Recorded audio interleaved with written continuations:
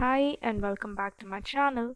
So today you'll be learning a beautiful poem written by William Wordsworth, and the poem is The Solitary Reaper. It is a fine piece of ballad written in 1805.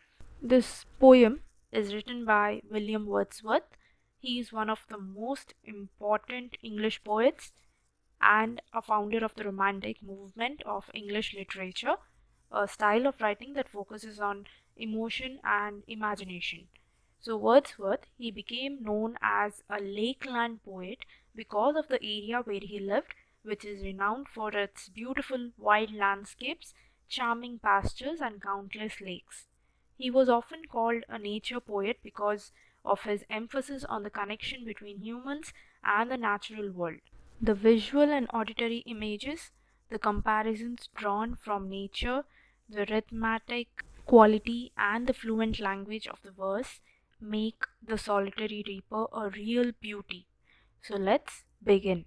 Behold her, single in the field, yon solitary highland lass, reaping and singing by herself. Stop here or gently pass. Alone she cuts and binds the grain, and sings a melancholy strain. Oh, listen, for the vale profound is overflowing with the sound. In the first stanza, Wordsworth describes how the reaper was singing all alone. During one of his journeys in the countryside of Scotland, he saw a Highland girl working in the field all alone. She had no one to help her out in the field, so she was singing to herself. She was singing without knowing that someone was listening to her song. The poet doesn't want to disturb her solitude, so requests the passerbys go without disturbing her. She was immersed in her work of cutting and binding while singing a melancholy song. For the poet, he is so struck by the sad beauty of a song that the whole valley seems to overflow with its sound. No nightingale did ever caunt more welcome notes to weary bands of travellers in some shady haunt among Arabian sands. A voice so thrilling never was heard in springtime from the cuckoo bird, breaking the silence of the seas among the farthest Hebrides. In the second stanza, the poet compares the young woman's song with nightingale and cuckoo, the most celebrated birds by the writers and poets for the sweetness of voice. But here he complains that neither nightingale nor the cuckoo sang a song that is as sweet as hers. He says that no nightingale has sung the song so soothing like that for the weary travelers, that is, the tired travelers. For the song of the girl has stopped him from going about his business.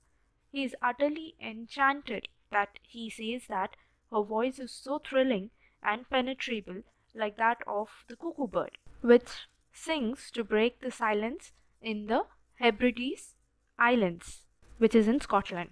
He symbolically puts forth that her voice is so melodious and more than that of the two birds, known for their voice. Will no one tell me what she sings?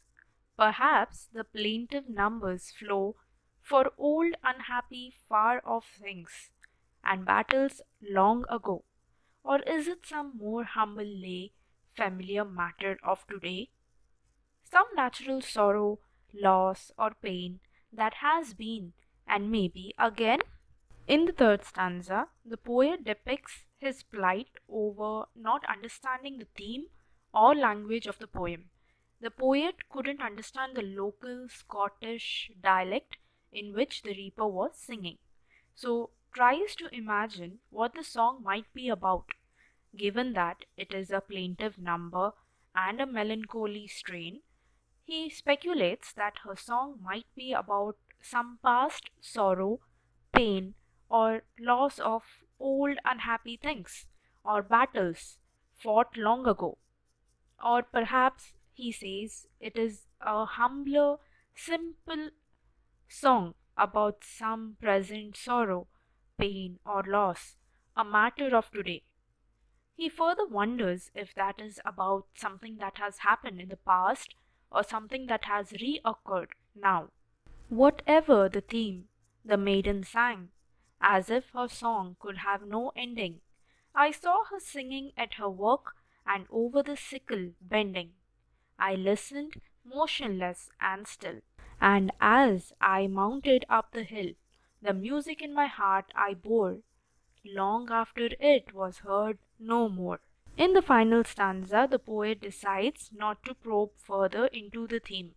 He comes to the conclusion that whatever may be the theme of a poem, it is not going to end.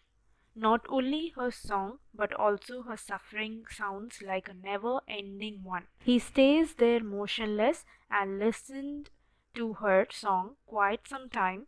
Even when he left and mounted up the hill, he could still hear her voice coming amongst the produce she was cutting and binding. Though the poet left that place, the song remained in his heart long after he heard that song.